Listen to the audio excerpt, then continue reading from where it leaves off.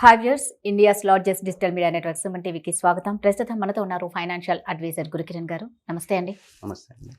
ఇప్పుడు గురుకిరణ్ గారు, డబ్బులు ఉంటాయి, సో ఉన్న డబ్బుని మ్యూచువల్ ఫండ్స్లో ఇన్వెస్ట్ చేయడం మంచిదంటారా, లేదా గోల్డ్ కొని పెట్టుకుంటే మంచిదా? ఈ రెండూ కాదు, ల్యాండ్లో ఇన్వెస్ట్ చేస్తే మంచిదంటారు. ఏది మంచిదంటారు ఈ మూడిట్లో? ఫస్ట్ ఆఫ్ ఆల్ ఇన్వెస్ట్మెంట్ చేయాలంటే డబ్బులు ఉండాలి. అదే ఉన్న డబ్బులు అంతే, రైట్. ఎంత డబ్బులు మీ దగ్గర ఉన్నాయి, ఓకే, దాని మీద బేస్ చేసుకుని మీ ఇన్వెస్ట్మెంట్ ప్రొసీజర్ మొత్తం మారిపోయింది. ఓకే, అవును కదా. నా దగ్గర 10 కోట్లు ఉన్నాయి అనుకోండి, మీరు ఇన్వెస్ట్మెంట్ ల్యాండ్లో పెట్టుకుని ఏమైనా చేసుకోండి. లేదు నా దగ్గర 10,000 ఉన్నాయి, ల్యాండ్ కొంటారంటే వస్తుందా? రాదు. So then now coming to our budget. Okay, so now ఒక్కొక్కటి మాట్లాడదాం. ఫస్ట్ 10,000 రూపాయలు ఉన్నాయి అనుకోండి, you should go to only mutual fund option, వేరే ఆప్షన్ లేదు. ఇంకొక ఆప్షన్ ఉంది, 10,000తో కూడా మీరు గోల్డ్ కొనుక్కోవచ్చు. ఇంకొక ఆప్షన్ ఉంది, ₹1 కూడా కొనుక్కోవచ్చు. నాది వేరే సిరీస్ ఉంది, దాంట్లో మీరు చూడండి. ఓకే, సో దాంట్లో ఏంటి, ₹1 గోల్డ్ అయినా కొనుక్కోవాలని చెప్పాను మీకు నేను. అవును, ₹10తో ₹1 కొనుక్కోవచ్చు అని చెప్పారు. నేను చెప్పేది ఇప్పుడు ప్రస్తుతానికి మనం మాట్లాడేది 10,000 గురించి. సో మనం ఇప్పుడు గోల్డ్ తప్పించి మ్యూచువల్ ఫండ్స్ తప్పించి రెండు వచ్చేయలేము.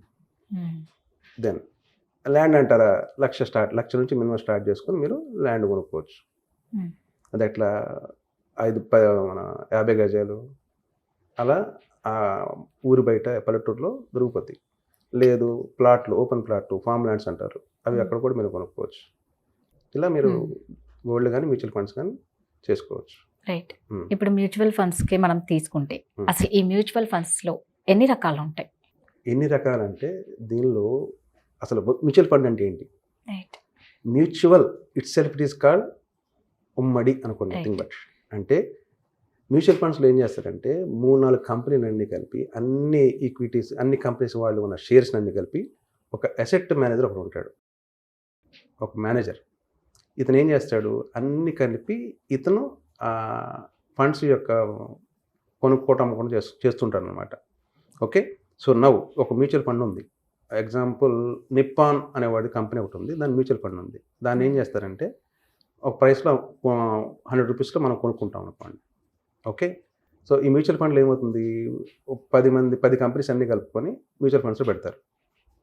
మనం ఏం చేస్తాం, 10 కంపెనీస్కి సంబంధించిన మ్యూచువల్ ఫండ్స్ కొనుక్కొని దాంట్లో పెట్టుకోవాలి. ఇప్పుడు దీంట్లో ఈక్విటీ ఒకటి, డెట్ ఒకటి, డెట్ ఈక్విటీ, తర్వాత 3-4 రకాలు ఉన్నాయి. ఈక్విటీ అంటే ఏంటంటే ప్యూర్లీ షేర్ మార్కెట్ మీద బేస్ చేసుకొని మనం ఈక్విటీ బేస్ చేసుకొని కొనుక్కునేది ఒకటి. దాంట్లో రిస్క్ ఎక్కువే, రివార్డ్స్ ఎక్కువే. Okay, coming to debt. Debt అంటే ఏంటంటే మనం అప్పు, నథింగ్ బట్. దాని మీద కూడా ఉన్నాయి మ్యూచువల్ ఫండ్స్. ఇంకొకటి బాండ్స్ ఉంటాయి, గవర్నమెంట్ బాండ్స్ ఉంటాయి, దాని మీద కూడా ఉన్నాయి. ఇంకొకటి ఈటీఎఫ్స్ అని ఉంటాయి కొన్ని, దాని మీద కూడా మ్యూచువల్ ఫండ్స్ ఉన్నాయి. ఇట్లా రకరకాల మ్యూచువల్ ఫండ్స్ ఉన్నాయి. మీ రిస్క్ కేటగిరీ, మీకు ఎంత ఇన్కమ్ ఎక్కువ కావాలనుకుంటేనేమో ఒక పాయింట్, రిస్క్ ఎక్కువ చేస్తారంటే ఇంకో పాయింట్. దాని మీద బేస్ చేసుకొని మ్యూచువల్ ఫండ్స్ డివైడ్ అయి ఉంటాయి. ఇది దాని మీద బేస్ చేసుకొని మీరు కొనుక్కోవచ్చు. రిస్క్ ఎక్కువ ఉన్నాయా, రివార్డ్ అంతే ఉంటుంది. సో మన రిస్క్ని బట్టి ఉంటుంది, రిస్క్ని బట్టి మీ రివార్డ్ని బట్టి మ్యూచువల్ ఫండ్స్ మొత్తం మారుతుంటాయి. మీకు ఇంకోటి లాంగ్ టర్మ్ చేసుకోవాలా, షార్ట్ టర్మ్ చేసుకోవాలా. కొంతమంది ఏం చేస్తారు, మ్యూచువల్ ఫండ్స్ ఎస్ఐపి కింద మార్చుకుంటారు. ఎస్ఐపి అంటే ఏంటంటే సిస్టమాటిక్ ఇన్వెస్ట్మెంట్ ప్లానింగ్. అదేంటి, మంత్లీ ₹1,000, మంత్లీ ₹5,000. ఇందాక మీరు చెప్పారు కదా ₹10,000 ఉన్నాయి నా దగ్గర అనుకోండి, మంత్లీ ₹10,000 చొప్పున మీరు ఎస్ఐపి చేసుకోండి మ్యూచువల్ ఫండ్స్లో. లాంగ్ టర్మ్ ఆలోచించండి, షార్ట్ టర్మ్ ఆలోచిస్తే మీకు డబ్బులు ఏం మిగలవు, వేస్ట్. అయితే మ్యూచువల్ ఫండ్స్ కూడా మినిమం 12 to 17% పర్ యానం ఇస్తాయి కంపేర్ టు గోల్డ్. గోల్డ్ మీకు 10% మ్యాక్సిమం ఇస్తుంది. Gold is also coming to market fluctuations only. అది ఇంటర్నేషనల్ మార్కెట్ మీద బేస్ అయి ఉంటుంది గోల్డ్ అయితే. మ్యూచువల్ ఫండ్స్ అలా కాదు, ఇండియన్ మార్కెట్ మీద బేస్ చేసుకుని మనం చేసుకోవచ్చు. అది ఈ గోల్డ్లో మళ్ళీ రకాలు కూడా ఉంటాయి కదా, ఈ గోల్డ్ రకాలు అంటే మీకు ఎలా, గోల్డ్లో రకాలు అంటే మీకు ఎలా అడుగుతున్నాను అంటే ఫిజికల్ గా అనేసి, డిజిటల్ గా అనేసి. అదే డిజిటల్, ఫిజికల్ రెండే ఉంటాయండి. ఫిజికల్ అంటే మనం షాప్కి వెళ్ళామా, డబ్బులు ఉన్నాయా, కొనుక్కున్నామా. ఓకే, 22 క్యారెట్ అంటాం. 22 క్యారెట్ అంటే వాడు మజూరి, తరుగు అన్నీ వేస్తాడు, కట్ చేసుకుని మనకు డబ్బులు మనకి బంగారం ఇస్తాడు. లేదు 24 క్యారెట్ కావాలనుకోండి, బంగారు బిస్కెట్ కొనుక్కోండి, 24 క్యారెట్ కొనుక్కోవచ్చు. సో ఇన్వెస్ట్ చేయాలి అన్నప్పుడు మనం బిస్కెట్ రూపంలో చేస్తేనే బెటర్ కదా. మరి దాన్ని ఏం చేసుకుంటారంటే అసలు గోల్డ్ పర్పస్ దీనికి. ఇప్పుడు 2 టైప్స్ మీరున్న లేడీస్ అంటే బంగారం అంటే లేడీస్ నాకు తెలిసినంత వరకు. ఓకే, సో వాళ్ళు ఏం చేస్తారు, గోల్డ్ కొనుక్కునే పర్పస్ ఏంటి అసలు? ఫస్ట్ ఆఫ్ ఆల్ బంగారం వేసుకోవాలి, ఆర్నమెంట్కే వెళ్తారు, అంతే. ఆర్నమెంట్కి వెళ్తారు, కానీ గోల్డ్ బిస్కెట్లు కొనుక్కొని ఇంట్లో పెట్టుకుందామని ఎవరు ఆలోచించారు, చాలా తక్కువ మంది. పాత సినిమాలు చూడండి, గోల్డ్ బిస్కెట్లు పెద్ద పెద్ద బీరువాలో ఉంటాయి, గోల్డ్ బిస్కెట్లు తీసుకుంటాడు, తర్వాత డబ్బులు తీసుకుంటారు పాత సినిమాలు. వాళ్ళు చేసేవాళ్ళు ఆ పని. ఇప్పుడు అందరూ ఏం చేయట్లేదు, గోల్డ్ బిస్కెట్లు ఎవరు కొనట్లేదు, చాలా తక్కువ మంది. కొన్నవాళ్ళు కొంటున్నారు, కొనట్లేదు చెప్పట్లేను, ఆర్నమెంట్ మీద ఎక్కువ వెళ్తున్నారు. కాకపోతే మీరు అన్నట్టు ఈ బిస్కెట్ రూపంలో అయితే కొంచెం మనకి బెటర్, ఇన్వెస్ట్ చేయాలి అంటే ఇన్వెస్ట్మెంట్ కోసం మాత్రమే బిస్కెట్లు. బట్ ఆర్నమెంట్ కింద మార్చుకోవాలనుకుంటే మాత్రం మళ్ళీ అక్కడ మీకు మజూరు తిరిగి పడుతుంది. ఇప్పుడు గోల్డ్ స్మిత్ ఉన్నాడు, ఎవ్వరు కూడా ఫ్రీ సర్వీస్ చేయరు కదా. నా దగ్గర గోల్డ్ ఉంది, నేను తీసుకుని నాకు ఆర్నమెంట్ చేయమంటే సరే సార్ నేను ఆర్నమెంట్ చేస్తాను. ఆర్నమెంట్ చేయాలంటే నాకు దాంట్లో సిల్వర్ యాడ్ అయితే చాలా కొన్ని యాడ్ అవుతాయి, దాంట్లో యాడ్ చేస్తే తప్పించి అది ఆర్నమెంట్ కింద మనకి టర్న్ అవుట్ కాదు. సో దానికోసం వాళ్ళు ఛార్జెస్ తీసుకుంటారు.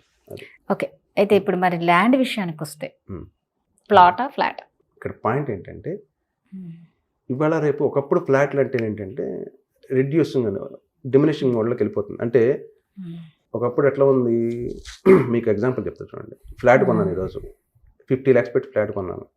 50 lakhs నా జేబులో ఉండవు, నేను ఖచ్చితంగా బ్యాంక్ లోన్కి వెళ్తాను. ఓకే, బ్యాంక్ వాడు ఛార్జెస్ వాడు తీసుకుంటాడు, ఇంట్రెస్ట్ పడుతూనే ఉంటాను. అయితే ఫ్లాట్ కొన్న 10 సంవత్సరాల తర్వాత దాని వాల్యూ పడిపోతుంది.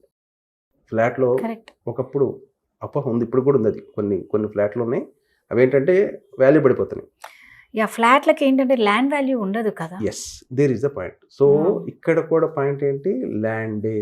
రైట్, మీకు ఫ్లాట్ కొనేటప్పుడు అన్డివైడెడ్ ల్యాండ్ అంటాం, అండ్ యూడిఎల్ అని చెప్పి మీకు ఫ్లాట్లు కొనేటప్పుడు వాడు ఆ ల్యాండ్ కాస్ట్ కలిపి మీకు ఫ్లాట్ అమ్ముతాడు. ఓకే, మీకు వచ్చేది మహా అయితే 50 గజాలు వస్తుంది అనుకుందాం. బట్ మీకు ఫ్లాట్ ఒక 1250 స్క్వేర్ యార్డ్స్ని బట్టి 1250 స్క్వేర్ ఫీట్ని బట్టి మీకు ఫ్లాట్ అమ్మేసాడు. ఓకే, అదే మీకు ల్యాండ్కి రండి, మీకు 100 గజాలు ఉన్న మీ ల్యాండ్ అది. ఓకే, అయితే దీనిలో మైనస్ పాయింట్లు ప్లస్ పాయింట్లు ఏంటంటే, మైనస్ పాయింట్లు తక్కువ ఉంటాయి. మెయిన్ ఏంటంటే liquidity. Coming to mutual funds, నేను 10,000 పెట్టాను, ఒక సంవత్సరం 1,20,000 అయింది నాది. ఓకే, నాకు డబ్బులు అవసరం లేదు అర్జెంటుగా, ఇప్పుడు నాకు అర్జెంట్ మనీ అవసరమైంది, ఏదో అవసరం వచ్చింది, నాకు మనీ కావాలంటే మ్యూచువల్ ఫండ్స్ అనుకోండి, నేను విత్డ్రా ఆప్షన్ పెడితే విత్ ఇన్ 1-2 daysలో నా డబ్బులు నాకు వచ్చేస్తాయి. Liquidity, that is called liquidity. Coming to gold, నాకు డబ్బులు అవసరం, అదే డబ్బులు అవసరమైనవి, ఏదో అవసరమైనవి నేను గోల్డ్ తాకట్టు పెట్టుకుంటాను, అమ్ముకుంటాను, నా ఇష్టం, అది లిక్విడిటీ. అక్కడ కూడా నాకు మనీ వచ్చేస్తుంది. బట్ ఆ రోజు రేట్ ప్రకారమే. బట్ ల్యాండ్ అది కాదు, నాకు ఈరోజు డబ్బులు అవసరమైనవి నేను అమ్ముకుంటానంటే కొనేవాడు ఎవరున్నాడు, అప్పుడు వెంటనే ఎవడు రాడు. It will takes time. అదృష్టం ఏంటంటే ఒకరోజు కావచ్చు, అదృష్టం కాకపోతే ఒక సంవత్సరం పట్టవచ్చు, అమ్మలేము. అదొక్కటే ఒకటి. రెండోది, కొన్నిసార్లు గవర్నమెంట్ రూల్స్ మారుస్తుంటుంది.